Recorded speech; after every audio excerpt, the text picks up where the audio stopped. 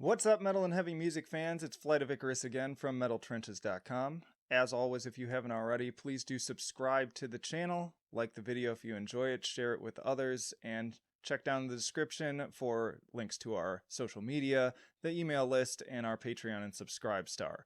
But it is time for me to share another 3 albums that you will not want to miss this year, and let's just get right into it.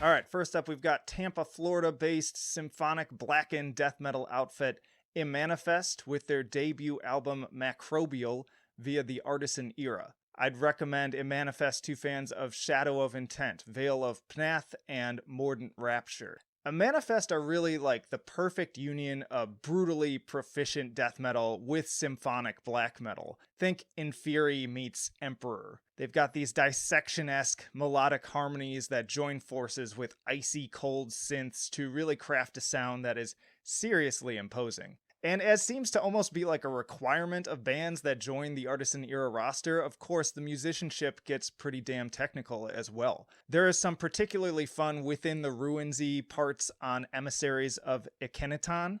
That is before things take a spontaneous left turn with clean vocals and an epic Between the Buried and Me sounding guitar solo. Jobulon's Labyrinth, on the other hand, goes almost full Flesh God Apocalypse with some killer harpsichord. In other words, lots going on here. Macrobial is a seriously dynamic album that does an excellent job of keeping things fresh and interesting while still maintaining a cohesive concept and sound. It's a really strong debut album from an exciting new band, and every time I think I've heard the best new death metal in 2019, a band like Immanifest comes around to turn up the heat even more. So it's going to be interesting come the end of the year to see where things go given the strong contenders in this genre right now.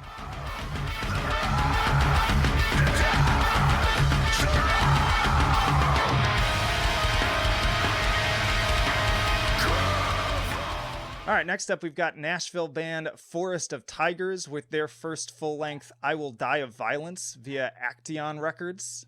I recommend Forest of Tigers to fans of late Altar of Plagues, Barishi, and Numenorian. Now, Forest of Tigers are a difficult band to place in any meaningful way. You've got kind of post-black tropes permeating the atmosphere, but the music is also much harder hitting than anything from, say, Death Heaven. There are elements of black metal in the guitars, but then the sort of post-hardcore vocals and melodic sections more or less rule that out. And while there's certainly some hardcore ethos throughout this album, this is anything but your typical release in the genre. It's like the bleak, noisy vibes of Altar of Plague's final album collided with early Hopesfall riffs.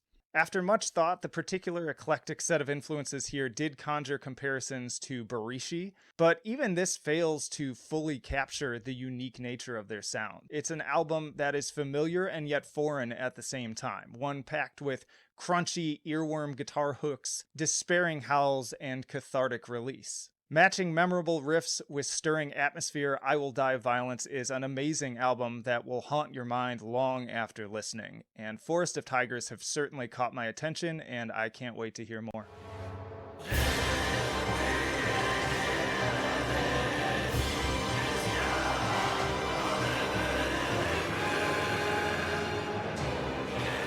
And then last but not least, we have French solo act Les Chants du Hasard, crafting traditional classical compositions with a black metal aesthetic on now his second LP, Livre Second, via I Voidhanger.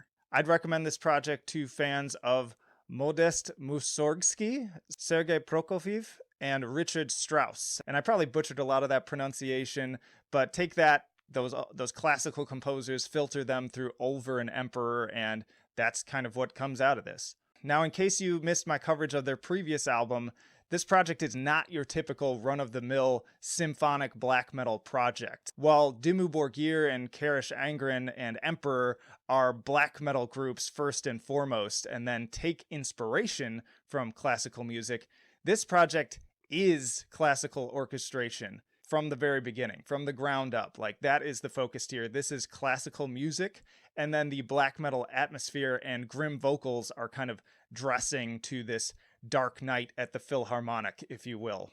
Furthermore, don't expect the more modern, whimsical approach of, say, like Danny Elfman that seems to sort of seep into a lot of these symphonic black metal projects. This is pure Bach and Wagner. There's a suffocating weight to the proceedings with palpable drama despite its largely instrumental direction. But then snarling, imperial, triumphant-esque vocals drift in and out of these ominous compositions that rival Night on Bald Mountain when it comes to just having this imposing, almost satanic feel to them. And I must say, this feels like a marked step up from the previous outing. I had asked for a little more in the way of sort of punctuated climaxes and crescendos in my previous review, and I feel that Livre Second largely delivers in that respect, while still remaining classy and reserved at the same time. Fantastically innovative and refreshing in a year that has been somewhat lacking in the more experimental side of things, this album is a real gem in 2019, and while it's certainly not for everyone, my hope is that these words encourage enough of you to take a chance on something a little different this week. And that'll do it for this recommendation roundup. Once more, if you enjoyed it, please do like the video, share it. Makes a huge difference. Subscribe to the channel if you haven't already. Hop down to the description, follow us on social media, sign up for our mailing list so that you don't miss anything that's happening on metaltrenches.com each week. I send out an email personally every Friday.